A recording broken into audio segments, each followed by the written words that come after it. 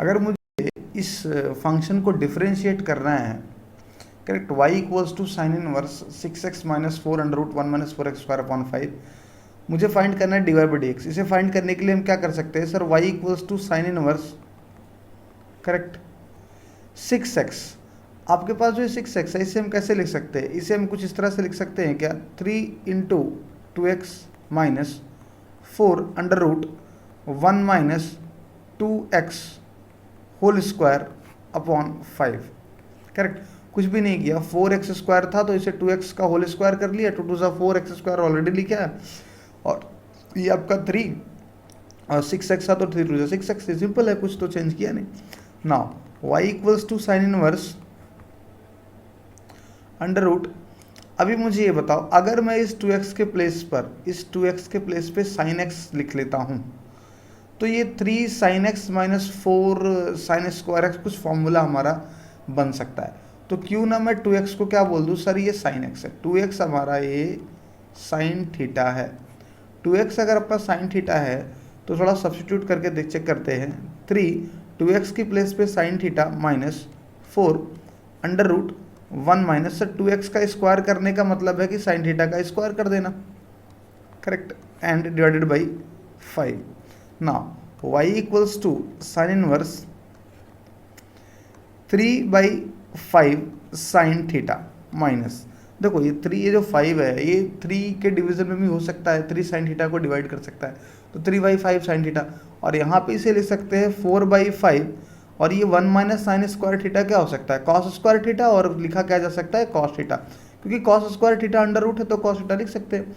अभी देखो इतना तो हमें क्लियर है। नाउ y इक्वल्स टू हम लिख सकते हैं साइन इनवर्स, और 3/5 को अगर देखो मुझे मालूम है साइन इनवर्स है, अगर यहाँ पर साइन का कुछ फॉर्मूला बनता है, साइन a माइनस बी और साइन a प्लस बी हम आप यहाँ पे लिखते हैं, तो साइन से साइन हो जाएगा ख़त्म और आपका एंगल बच जाएगा, ठीक। तो मैं एक काम करता हूँ, इसे साइन के formula, sine a minus B का फॉर्मूला में कन्वर्ट करता हूँ। साइन a माइनस बी का फॉर्मूला क्या होता है, sine theta into cos theta, sine a into cos B minus cos A into sine B, correct. तो मैं 3/5 को बोल देता हूँ कि सर ये कोई कॉस अल्फा होगा जहाँ पर वैल्यू 3/5 होगी, करेक्ट। सर कॉस अल्फा कुछ तो एंगल होगा जहाँ पे वैल्यू 3/5 होगी एक ट्रायंगल में, अगर कॉस अल्फा 3/5 होता है तो क्लियर है कि फिर साइन अल्फा 4/5 होता है, करेक्ट।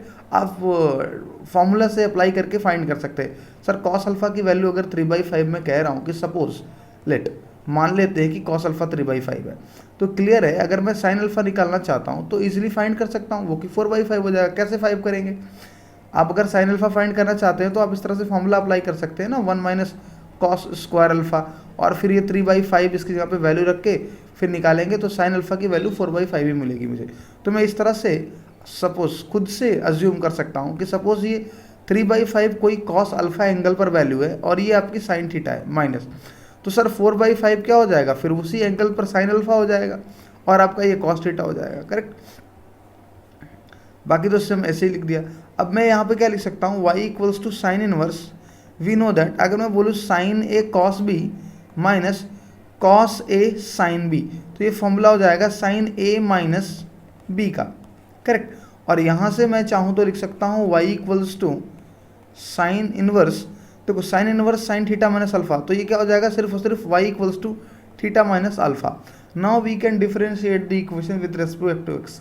अब x के रिस्पेक्ट में इसे डिफरेंशिएट करते हैं, उसके पहले एक लाइन और हम लिख सकते हैं, implies that y equals to theta को हम क्या लिख सकते हैं, सर थीटा हमने अज्यूम किया था, यहाँ से क्लियर दिखाई दे रहा है कि हमने क्या अज्यूम रखा है, तो यहाँ से थीटा होने वाला है साइन इनवर्स 2x, थीटा बन जाने वाला है साइन इनवर्स 2x।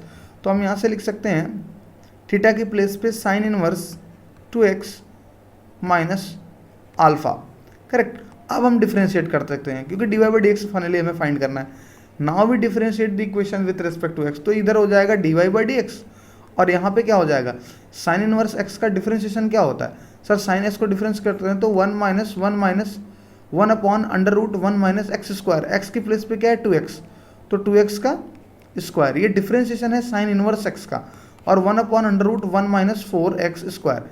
तो साइन इनवर्स अगर मैं इसे डिफरेंशिएट करूंगा साइन इनवर्स 2x को, तो मुझे क्या मिलने वाला है 1 upon under root 1 minus 4x square. तो यहाँ पर हम लिख सकते हैं 1 अपॉन 1 माइनस 4x², और फिर मुझे 2x का भी डिफरेंशिएशन करना पड़ेगा।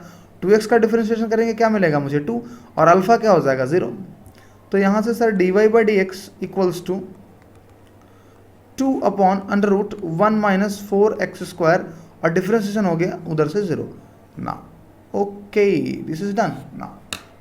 यहाँ पर आपको थोड़ा कन्फ्यूजन हो सकती है, तो 3/5 cos अल्फा कैसे हो गया। तो इस कन्फ्यूजन को दूर करने के लिए आप इतना मान के चलें कि हमने अज्यूम कर लिया कि ये cos अल्फा एक कोई एंगल होगा जहाँ पर वैल्यू 3/5 होगी।